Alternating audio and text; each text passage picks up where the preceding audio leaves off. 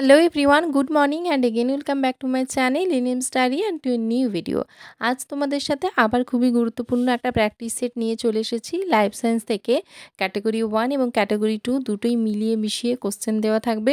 তোমরা অবশ্যই তার অ্যান্সারগুলো করার চেষ্টা করো এবং প্র্যাকটিস সেটটা পুরোটা সলভ করার চেষ্টা করবে।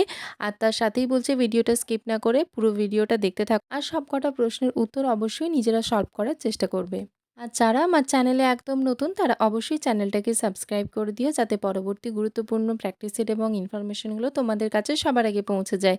তো চলো আর বেশি না বকে আজকের ভিডিও শুরু করা যাক। আজকের প্র্যাকটিস সেট থাকছে লাইফ সায়েন্স থেকে। শুরু করছি আজকে প্রথম প্রশ্ন ক্যাটাগরি 1 থেকে। মেন্ডেলের একক সংকরায়নের অনুপাত 3:1 হলো option A phenotype, option B genotype, option C মিথেনুপাত এবং অপশন ডি গুণানুপাত। এবং এর সঠিক উত্তর হয়ে যাবে ফিনোটাইপ। চলে যাচ্ছি দ্বিতীয় প্রশ্নে। ভার্মিফর্ম অ্যাপেন্ডিক্স নামক যে নিষ্ক্রিয় অঙ্গ আমাদের শরীরে থাকে সেটি কোন অঙ্গের নিষ্ক্রিয় রূপ? অপশন এতে রয়েছে ক্ষুদ্রান্ত, অপশন বিতে রয়েছে পাকস্থলী, অপশন সিতে রয়েছে সিকাম এবং অপশন ডিতে রয়েছে পুংকেশর। এবং এর সঠিক উত্তর হয়ে যাবে অপশন সি অর্থাৎ সিকাম।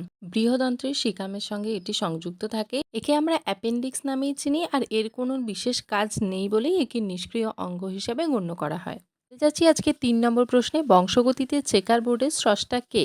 অপশন এতে রয়েছে বেটসন, অপশন বিতে রয়েছে পানেট, অপশন সিতে রয়েছে দ্য ব্রিজ এবং অপশন ডিতে রয়েছে ম্যান্ডেল।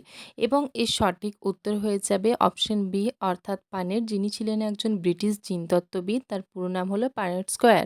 এবং এই চেকার বোর্ডটি বংশধরদের সম্ভাব্য জিনোটাইপ সম্ভাবনা খুঁজে বের করতে সাহায্য করে। চলে যাচ্ছি পরের প্রশ্নে। কায়াজমার আকৃতি কেমন হয়? অপশন এতে রয়েছে ওয়াই এর মতো, অপশন বিতে রয়েছে জেড এর মতো, অপশন সিতে রয়েছে এর মতো এবং অপশন ডিতে রয়েছে এক্স এর মতো। এর সঠিক উত্তর হয়ে যাবে অপশন ডি অর্থাৎ এক্স এর মতো। এটি মিয়োসিস কোষ বিভাজনের সময় দেখা যায়। চলে যাচ্ছি আজকে 5 নম্বর প্রশ্নে। রাইবোজোম কিসে একটি গুরুত্বপূর্ণ ভূমিকা পালন করে থাকে? অপশন এতে রয়েছে প্রোটিন সংশ্লেষ, অপশন বিতে রয়েছে সালোক সংশ্লেষ, অপশন সিতে রয়েছে লিপিড সংশ্লেষ এবং অপশন ডিতে রয়েছে শ্বসন। এবং এর সঠিক উত্তর হয়ে যাবে অপশন এ অর্থাৎ প্রোটিন সংশ্লেষ।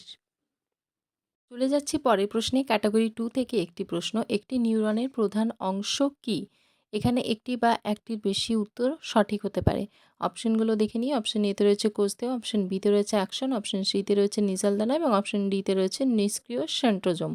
এবং এর সঠিক উত্তর হয়ে যাবে কোষদেহ এবং অ্যাকশন, অর্থাৎ অপশন এ এবং অপশন সি হয়ে যাবে সঠিক উত্তর। আজকের 7 নম্বর প্রশ্ন। ক্রসিং ওভার সংগঠিত হয় মিওসিস বিভাজনের কোন দশায়?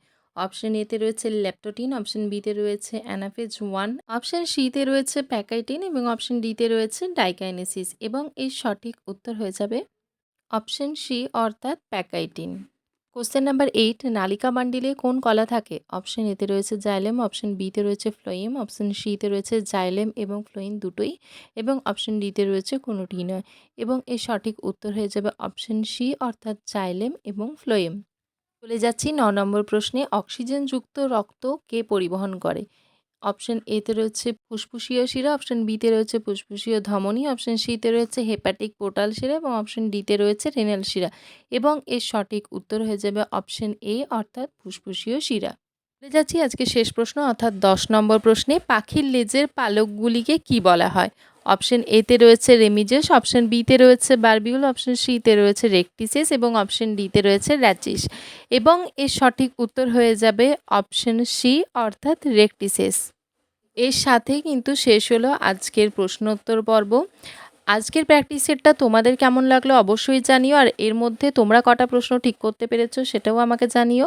তোমরা সবাই খুব ভালো করে প্রিপারেশন নিতে থাকো। আর বেশি দিন কিন্তু সময় নেই। যত বেশি প্র্যাকটিস করবে পরীক্ষায় কিন্তু তত বেশি ভালো করে লিখে আসতে পারবে।